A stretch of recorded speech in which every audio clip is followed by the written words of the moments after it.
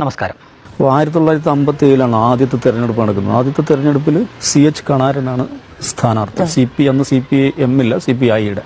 57 ആദ്യ തെരഞ്ഞെടുപ്പിൽ CH കണാരൻ സ്ഥാനാർത്ഥിയായപ്പോൾ അന്ന് CPM അല്ല CPI ആണുള്ളത്. അദ്ദേഹം ആ പ്രദേശത്തുകാരാണ്, അഴിയൂർക്കാരനാണ് അദ്ദേഹം. അഴിയൂർക്കാരനാണ്. അന്ന് ഒരു ദിവസം നോക്കുമ്പോൾ രാവിലെ ഈ പ്രദേശങ്ങളിൽ ഭൂരിപക്ഷ പ്രദേശങ്ങളിൽ ഒരു പോസ്റ്റർ പ്രത്യക്ഷപ്പെടുകയാണ്. ഒരു ദിവസം രാവിലെ ചുമരെഴുത്ത് വരികയാണ്. തീയ ഭൂരിപക്ഷ പ്രദേശങ്ങളിൽ പോസ്റ്റർ പ്രത്യക്ഷപ്പെടുകയാണ്. കൊടുവാ തീയന് വോട്ടില്ല, കള്ളത്തീയന് വോട്ടില്ല. കൊടുവാ തീയന് വോട്ടില്ല, കള്ളത്തീയന് വോട്ടില്ല. നമ്മുടെ CH കണാരൻ ഒരു തീയ സ്ഥാനാർത്ഥിയാണ് എന്ന മെസ്സേജ് കൊടുക്കാൻ വേണ്ടിയിട്ടാണ് അത് ചെയ്തതെന്നാണ് ആ തെരഞ്ഞെടുപ്പിനെ കുറിച്ച് എഴുതിയ പല ആളുകളും എഴുതിയിട്ടുണ്ട്. അതിനെക്കുറിച്ച് തെരഞ്ഞെടുപ്പ് പരാജയപ്പെടുന്നത് ഭയന്ന CPI തന്നെ ചെയ്താണെന്ന് പിന്നീട് രാഷ്ട്രീയ ആ കാലത്തെ മാധ്യമപ്രവർത്തകരൊക്കെ പറഞ്ഞിട്ടുണ്ട്. CH കണാരൻ ജയിക്കുന്നു. അദ്ദേഹം നിയമസഭയിലെ വളരെ ഗംഭീര പെർഫോമൻസ് ആയിരുന്നു. അപ്പോൾ ആ തെരഞ്ഞെടുപ്പിൽ നല്ല വിജയം ലഭിക്കുകയും ചെയ്തു. അപ്പൊ അന്നു മുതൽ അതുണ്ട്, അവിടെ ഉണ്ട്. അപ്പൊ ഇത്തരം തന്ത്രങ്ങൾ ഉപയോഗിച്ചിട്ടുണ്ട് നേരത്തെയും എന്നുള്ളൊരു ചരിത്രം അവിടെ കിടക്കുകയാണ്.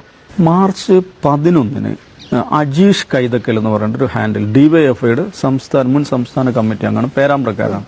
പുള്ളി ഒരു ഫേസ്ബുക്ക് പോസ്റ്റ് ഇടുന്നുണ്ട്. 11-ാം തീയതി അവിടെ ഒരു CPM നേതാവിന്റെ ഫേസ്ബുക്ക് പോസ്റ്റായി വരുന്നത് ഷാഫി എന്ന ഒരു പേരുകാരൻ ഇവിടെ വരുന്നുണ്ട് എന്ന ഒരു അജീഷ് കൈതക്കൽ. അദ്ദേഹം DYFI സംസ്ഥാന കമ്മിറ്റി. എന്താ അല്ലേ, ഒരു സിനിമയിൽ പറഞ്ഞതുപോലെ ഒരമ്മ പെറ്റ അളിയന്മാർ എന്നൊക്കെ വിശേഷിപ്പിക്കാവുന്ന രണ്ട് മാധ്യമപ്രവർത്തകരാണിവർ. ഇത് കാണുമ്പോൾ ഏതൊരു വ്യക്തിക്കും തോന്നുന്ന സ്വാഭാവികമായിട്ടുള്ളൊരു സംശയമുണ്ട്. ഇവർക്ക് ഈ വാർത്തയൊക്കെ കിട്ടുന്നത് അല്ലെങ്കിൽ ഈ കണ്ടൻറ്റൊക്കെ കിട്ടുന്നത് ഒരു സോഴ്സിൽ നിന്ന് തന്നെയാണോ എന്ന്, അല്ലെങ്കിൽ ഇവരൊക്കെ ചേർന്നിട്ട് ഒരു വാട്സപ്പ് ഗ്രൂപ്പ് ഉണ്ടാക്കിയിരിക്കണോ, അവിടെയാണോ ഇത്തരം കാര്യങ്ങളൊക്കെ ഇവർക്ക് കൊടുക്കുന്നത്? ഒരേ ശൈലിയിൽ തന്നെ ഒരേപോലെ തന്നെ കുത്തും കോമയിട്ട് ഒരേ കാര്യം തന്നെ പറയുന്ന രണ്ട് വ്യത്യസ്ത മാധ്യമപ്രവർത്തകരെയാണ്, വ്യത്യസ്ത ചാനലിൽ പ്രവർത്തിക്കുന്ന മാധ്യമപ്രവർത്തകരെയാണ് നമ്മൾ ഇവിടെ കണ്ടത്. ഇത് ഞാൻ മുമ്പ് നിങ്ങളെ കാണിച്ചിട്ടുള്ളൊരു വീഡിയോ തന്നെയാണ്. പക്ഷേ ഇന്നത്തെ സാഹചര്യത്തിൽ ഇത് ഒരിക്കൽ കൂടി കാണിക്കണം. കാരണം നോക്കൂ, ഇവിടെ ഒരേ വിഷയം ഒരേ ശൈലിയിൽ കുത്തും കോമയിട്ട് രണ്ട് വ്യത്യസ്ത മാധ്യമ സ്ഥാപനങ്ങളുടെ മാപ്രകളാണ് ഇത് അവതരിപ്പിച്ചത്. ഒന്ന് മധൂതി മണ്ണിലെ സ്ഥിരം ഈ അടുപ്പ് കൂട്ടി ചർച്ചക്കാരനായിട്ടുള്ള C ദാവൂദ് എന്ന മധൂതിയാണെങ്കിൽ മറ്റൊന്ന് സ്മൃതി പരുത്തിക്കാട് എന്ന മാധ്യമ പ്രവർത്തകയാണ്. അവരെ സംബന്ധിച്ചിടത്തോളം അവർക്ക് ഒരു പെർമനൻ്റായിട്ടൊരു ചാനൽ എന്നൊന്നുമില്ല. കൂടുതൽ ശമ്പള പാക്കേജും അവർക്ക് സൗകര്യമുള്ള സ്ഥലത്തേക്ക് അവർ മാറിപ്പോകും. അന്ന് അവർ ഈ സംഗതി പറഞ്ഞപ്പോൾ പ്രവർത്തിച്ചിരുന്ന മാധ്യമത്തിലല്ല ഇപ്പോൾ അവർ പ്രവർത്തിക്കുന്നത്. പക്ഷേ എവിടെയൊക്കെ പോയാലും ശരി, എവിടെയൊക്കെ പ്രവർത്തിച്ചാലും ശരി, ഇവർക്കൊക്കെ കാര്യങ്ങൾ ഇതേപോലെ വിതറിച്ചു കൊടുക്കുന്നതും ഇവരെയൊക്കെ കൺട്രോൾ ചെയ്യുന്നതും നിയന്ത്രിക്കുന്നതുമൊക്കെ ബാഹ്യമായിട്ട് മറ്റേതെങ്കിലും ശക്തിയാണോ എന്ന് ആരെങ്കിലും സംശയിച്ചാലും കുറ്റം പറയാൻ പറ്റില്ല. കാരണം ഇതൊക്കെ തന്നെയാണ് വലിയ തെളിവ്. ഇനി ഇന്നത്തെ ഈ വർത്തമാനകാലത്തിലേക്ക് വരാം.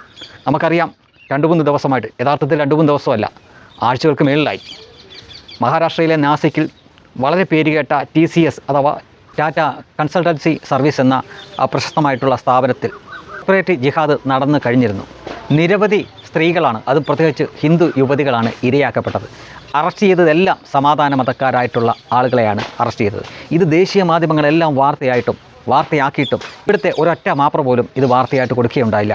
ഒടുവിൽ കേരളത്തിലെ സോഷ്യൽ മീഡിയ ഉപയോഗിക്കുന്നവരുടെ ഇടയിലേക്ക് ഈ വാർത്ത വളരെ വേഗം കാട്ടുതീ പോലെ പടർന്നു തുടങ്ങിയപ്പോൾ മറ്റ് ഗത്യന്തരമില്ലാതെ അവർക്കും കൊടുക്കേണ്ടി വന്നു. കഴിഞ്ഞ ദിവസം ന്യൂസ് 8 കൊടുത്തു, പിന്നീട് ഇന്ന് രാവിലെ ഏഷ്യാനെറ്റ് കൊടുത്തു, ഇപ്പോൾ മനോരമ കൊടുത്തു. ഇവിടെയാണ് ഞാൻ ആദ്യം പറഞ്ഞ കാര്യം ചിന്തിക്കേണ്ടത്.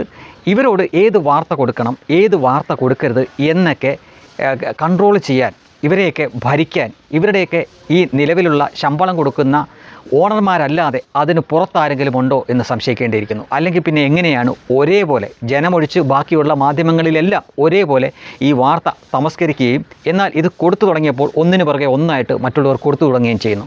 അവിടെയാണ് നമ്മൾ ചിന്തിക്കേണ്ടത്. മനോരമ എന്നത് മനോരമ കുടുംബത്തിൻ്റെയാണ്, മാതൃഭൂമി എന്നത് വീരേന്ദ്രകുമാറിൻ്റെ കുടുംബത്തിൻ്റെയാണ്, ഈ റിപ്പോർട്ടറും അതുപോലെ തന്നെ 24-ഉം ഒക്കെ ഓരോരോ സ്വകാര്യ വ്യക്തികളുടെയൊക്കെയാണ്.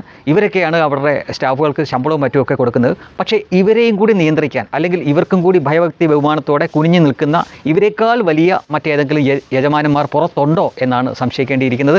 അല്ലെങ്കിൽ പിന്നെ ഒരേപോലെ എങ്ങനെയാണ് ചില വാർത്തകളെ ഇവർ തമസ്കരിക്കുന്നത്? വളരെ പ്രശസ്തമായിട്ടുള്ളൊരു ചൊല്ലുണ്ട്, നിങ്ങൾക്ക് ആരെ വിമർശിക്കാനാണോ ഭയം അവരായിരിക്കും നിങ്ങളുടെ യജമാനൻ. നിങ്ങൾക്ക് ആരെങ്കിലും വിമർശിക്കാൻ പേടിയുണ്ടെങ്കിൽ അവരായിരിക്കും നിങ്ങളെ നിയന്ത്രിക്കുന്നത്, അല്ലെങ്കിൽ അവരായിരിക്കും നിങ്ങളുടെ യജമാനൻ എന്നാണ്. ഇവിടെ ഈ വാർത്ത അവരെടുക്കാത്തതിൻ്റെ കാരണം എന്താണ്? ഇതിലെ പ്രതികളെല്ലാം ജിഹാദികളാണ്. അതായിരിക്കണം അവർക്ക് ഭയം. അല്ലെങ്കിൽ ഇവർക്ക് മാമൂട്ടുന്ന ആ ഫണ്ട് നൽകുന്ന ആ ആൾ ഇത് ഈ വാർത്ത കൊടുത്താൽ ഇഷ്ടപ്പെടില്ല എന്നുള്ള പേടി കൊണ്ടും ബഹുമാനം കൊണ്ടുമായിരിക്കും ഒരുപക്ഷെ അവർ ആ വാർത്തയെ തൊടാഞ്ഞത്. ഒടുവിൽ സോഷ്യൽ മീഡിയ വഴി എല്ലാവരും അറിയും, അല്ലെങ്കിൽ എല്ലാവരും അറിഞ്ഞു എന്ന് കഴിഞ്ഞപ്പോൾ ഇനി കൊടുക്കാതിരുന്നാൽ സ്വതവേ തന്നെ അവരുടെ വിശ്വാസം നഷ്ടപ്പെട്ടിരിക്കുന്ന ആ മാപ്രകളുടെ ജനം കൂടുതൽ സംശയത്തോടെ കാണും എന്ന് അവർക്ക് തോന്നി തുടങ്ങിയുണ്ടായിരിക്കണം ഒരു ഗത്യന്തരമില്ലാതെ അവർ ആ വാർത്ത കൊടുത്തത്. അപ്പോഴും നമ്മൾ സാധാരണ ജനങ്ങൾ ചിന്തിക്കേണ്ട ഒരു കാര്യമുണ്ട്. ഇവരുടെയൊക്കെ പ്രത്യക്ഷത്തിലുള്ള ഉടമകളല്ലാതെ അവരെ കൂടി നിയന്ത്രിക്കുന്ന ഏതെങ്കിലും ബാഹ്യശക്തികൾ ഇവരുടെ പിന്നിലുണ്ടോ എന്ന അതീവ ഗൗരവമായിട്ടുള്ള ആ കാര്യം.